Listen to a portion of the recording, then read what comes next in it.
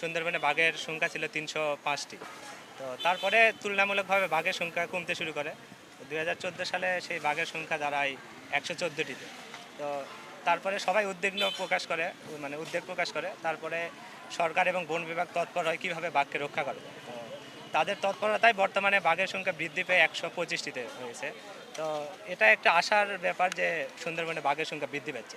আমরা কিছুটা হলেও সচেতন হতে পেরেছি, বন বিভাগ তাদের কার্যক্রম পরিচালনা করতে পেরেছে। তো আমাদের বন বিভাগের কাছে দাবি এটা যেন অব্যাহত থাকে এবং আরও ভালোভাবে তারা এটাকে পরিচালনা করে, যাতে বাঘ শিকার না হয়, হরিণ শিকার না হয়। তাহলে মনে হয় সামনে আরও বাঘের সংখ্যা বাদী সংগঠনটির এটা পরিবেশ সংরক্ষণ এবং জীববৈচিত্র্য সংরক্ষণে কাজ করে 2011 সাল থেকে এবং ইতিমধ্যে আমরা বন্যপ্রাণী সংরক্ষণের জন্য সরকারের জাতীয় পুরস্কারও পেয়েছি 2021 সালে।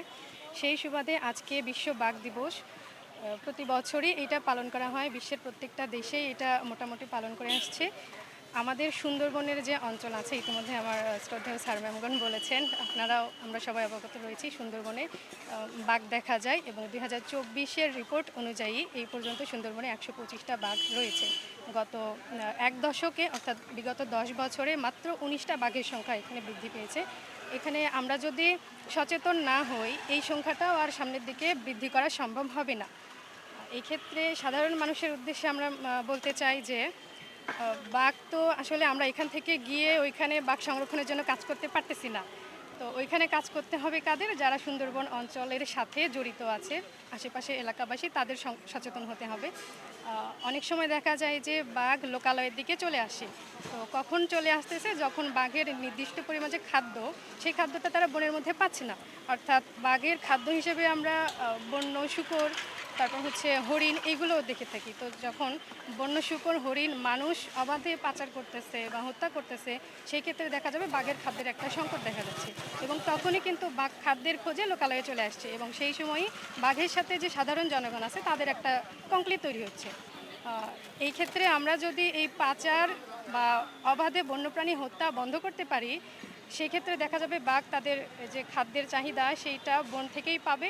সেক্ষেত্রে তারা লোকালয়ে চলে আসবে না এবং এই সংঘাতটাও কমে যাবে। সংঘাতের আরও একটা প্রধান কারণ বাঘ মানুষের লোকালয়ে টেরিটরিতে খুব কম আসে, মানুষই কিন্তু বাঘের টেরিটরিতে যাচ্ছে, তাই না? আমরা দেখে থাকি যে সুন্দরবন মধুর একটা বিশাল ভাণ্ডার। তো অনেক সময় দেখা যায় মৌয়ালরা কী করে, মধু সংগ্রহের জন্য সুন্দরবনের ভেতরে ঢোকে। তো ঢুকতে ঢুকতে বাঘের যে টেরিটরি আছে, অনেক সময় ওই টেরিটরিতে তারা প্রবেশ করে। তো সেই ক্ষেত্রে দেখা যাবে তখন বাঘের সাথে মানুষের সংশ্লিষ্টতা তৈরি হচ্ছে। তীর আমাদের সরকারি আইজুল হক কলেজ থেকে প্রতিষ্ঠাতা লাভ করে। তো তীরের কাজ যে আমরা পরিবেশ ও জীববৈচিত্র্য নিয়ে আমরা কাজ করি। সাথে আমাদের সরকারি আইজুল হক কলেজের পাশাপাশি আমরা গাইবান্ধা থেকে তারপর এদিকে বিহারে আমাদের সংগঠনের কার্যক্রমগুলো পরিচালনা করা হয়। তো তীরের মূল লক্ষ্য পরিবেশ ও জীববৈচিত্র্য নিয়ে কাজ করা, যার মাধ্যমে মানুষকে সচেতন করা, মানুষ যেন জীববৈচিত্র্য তারপর পরিবেশ নিয়ে জানতে পারে, মানুষ যেন জীববৈচিত্র্য রক্ষা করতে পারে, যার জন্য আয়োজন।